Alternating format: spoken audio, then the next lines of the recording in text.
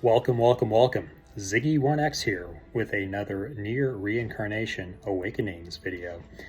And I want to take some time to talk about just how cool these 3-star fully awakened units are. We're going to look at the screen here where we've got, I'm going to make this a quick video because I realized this when I was replaying the video that I made last night and went, oh my goodness, how did I not catch this when I was doing the video? And so let's take a quick look at this. So we have here my spirit users just sorted by their spirit use ability. And I'm going to go ahead and look at a couple of these characters. Now, I'm only going to look at the level 90 characters. So let's look at first my EX Noel, which is a very powerful unit. We've got this ability here, 330% damage times 3. Cool. All right, that's fine. That's a lot of damage. She's got, just stats-wise, she's got 46, 43, and 53. Let's compare this to a fully ascended Noel over here. Okay, so this one has much higher attack, almost the same defense, and much lower on both defense and HP. So we got 41, 62, 42. Now this is our standard abstract Noel. This is the first costume that we got that was a 4-star costume Noel. And again, this one is, it's not fully ascended, it's up to 3, so it's still missing 15% of its stats. So a couple things here.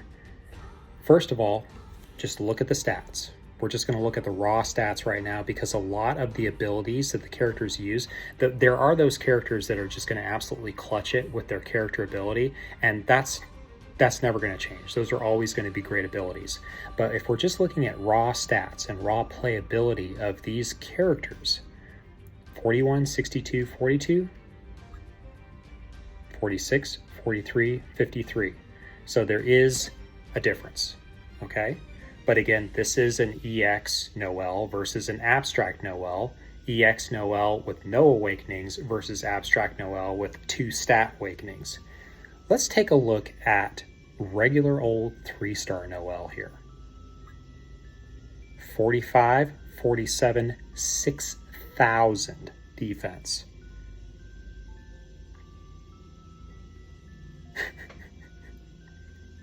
Badong.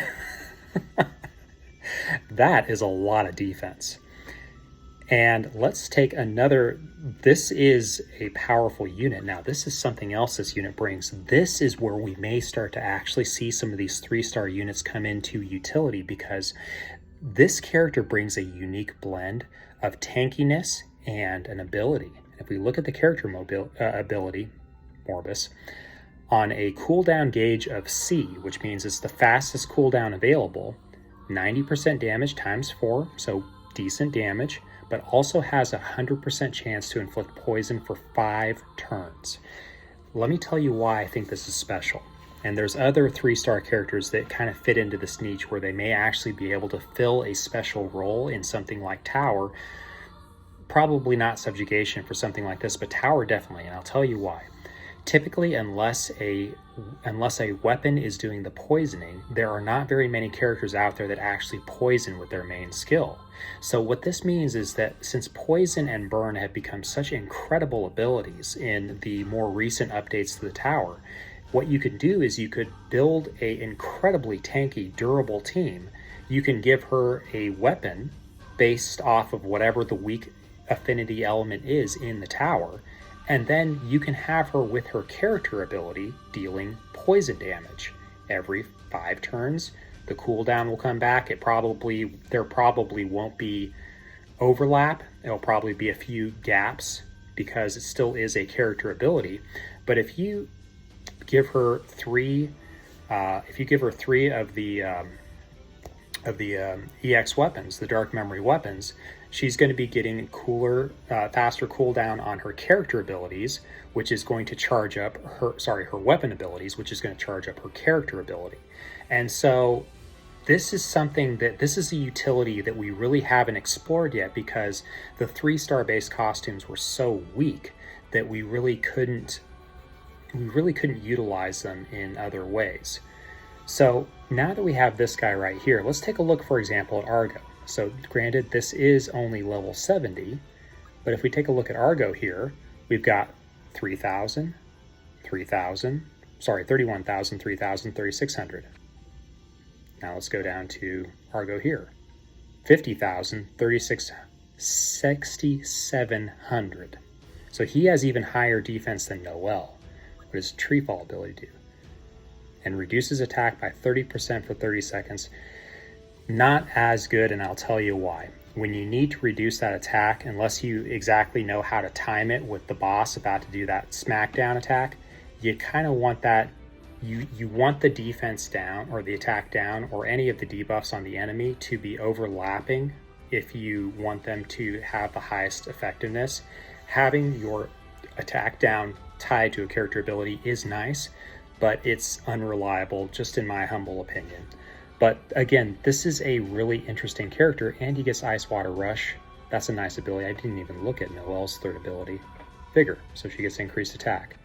So what we're seeing here is we're seeing these characters fall into sort of a different niche. And I've got a few predictions here.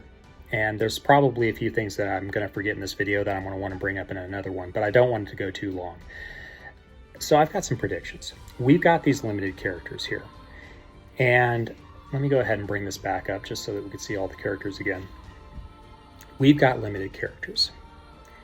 And the only characters that we have access to are the characters so far that have had a rerun, and that was only for Drakengard, and people did not understand how the Awakenings worked yet, so the vast majority of people who may have wanted to bump up Zero wouldn't have been able to have done that, or wouldn't have had really the planning or wherewithal to do that. They would have just gotten lucky, pulled a few dupes, and had a few awakening fragments that they could have dumped into her and gotten her a little bit of a power boost.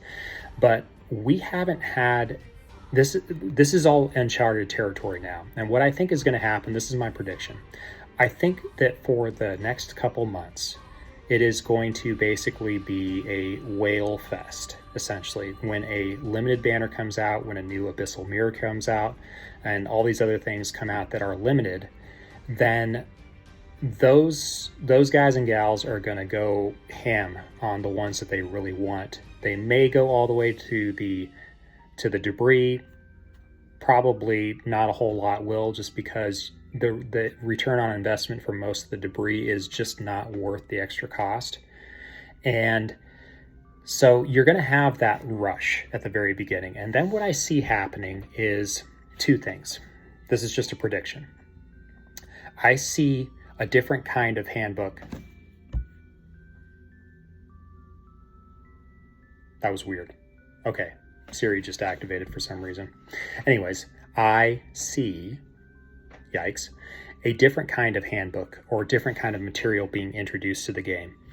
And that is a material that allows you to awaken limited units, or just to awaken units in general.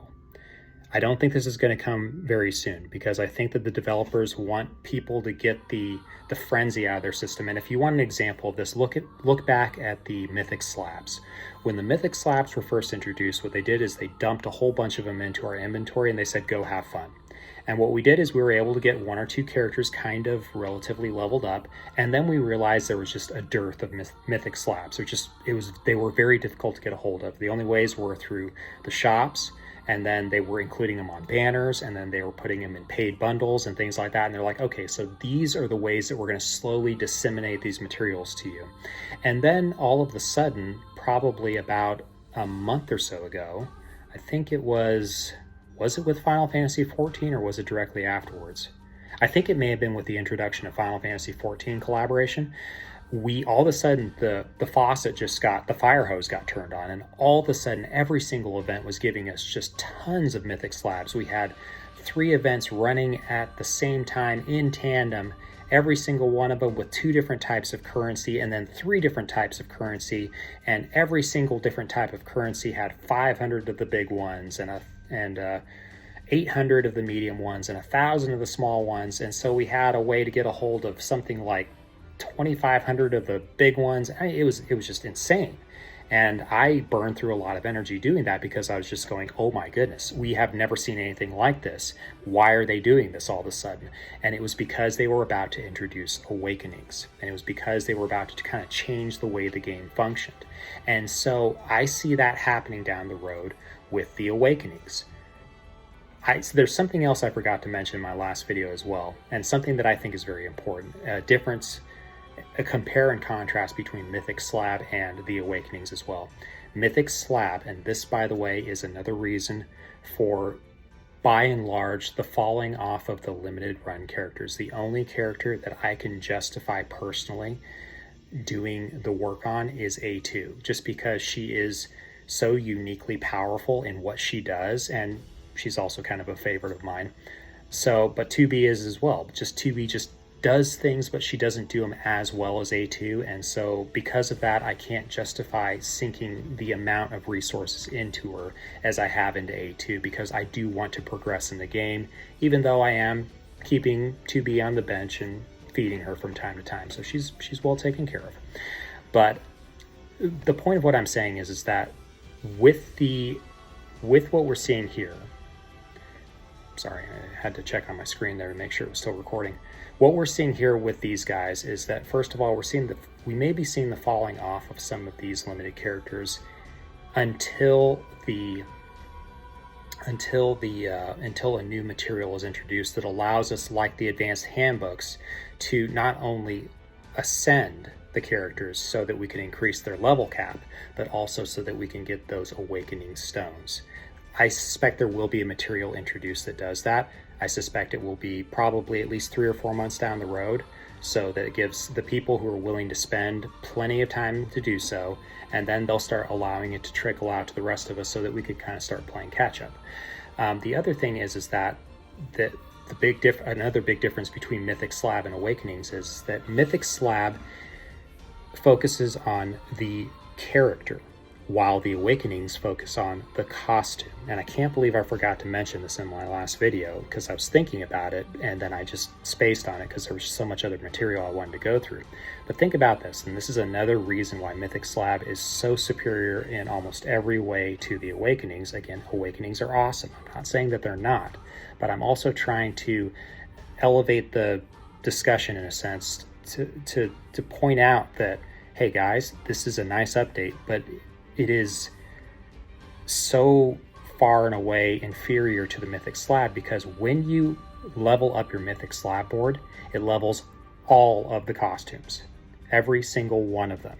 So if you level up a Lavania, or in the case of probably one of my most common characters that I have is Fio, if I level the Mythic Slab board on Fio, then every single costume she has benefits from that. Every single costume I already have pulled, and every single costume that I will get down the road benefits from that Mythic Slab. Whereas with the Awakenings, it is costume specific. So I may have 7 Fios, and I will have to have all of the Awakening and duplicate characters for each of those costumes to make them benefit. So this is another big difference. I haven't really heard this mentioned in the community at all, so I wanted to point it out because it was just an epiphany that struck me. But again, Mythic Slab, big difference. Awakening, amazing, not on the same level. And also these 3-star units that we have, absolutely amazing. I will also point out one more 3-star character, which I actually bumped into in Arena and kind of surprised me how good they were, and that is 3-star Griff. Let's take a look at him real quickly. Look at that attack. 6,700.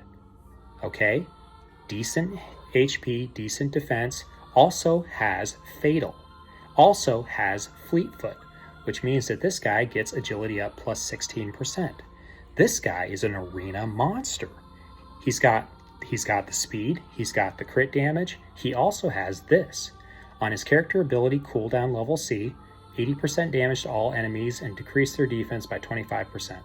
That is a really cool ability. It may not be the best for Arena, but it may be very good for other situations that arise.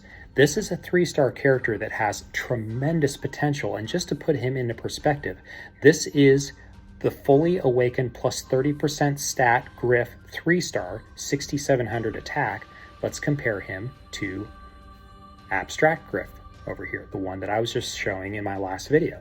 And where did he go? Right here. 6,800. He has 100 more attack.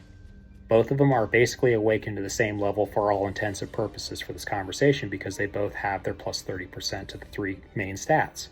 So the 3-star Griff has 100 less attack than this Griff. That Griff decreases defense by 25%. This Griff increases allies' attack by 30%. So they complement each other. You can't run them, unfortunately, in the same party, but one of them boosts the party's power, the other one decreases the enemy's power. This is what we really need to be taking a look at a little bit more closely. There is a lot of potential in some of these 3-star units.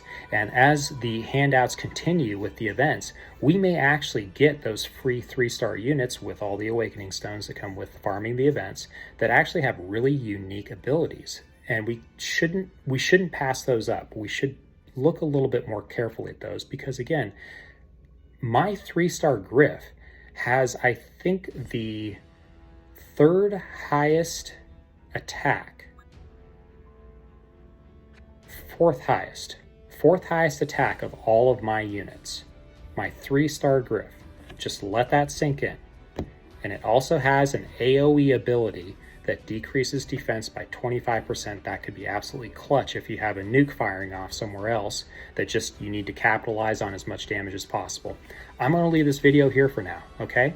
So what did we cover? We covered the very, very distinct possibility that we will be receiving something very much like advanced handbooks, that we'll be able to awaken our units as well as raising their level cap. I suspect that will be coming months down the road, plenty of time for the whales to spend.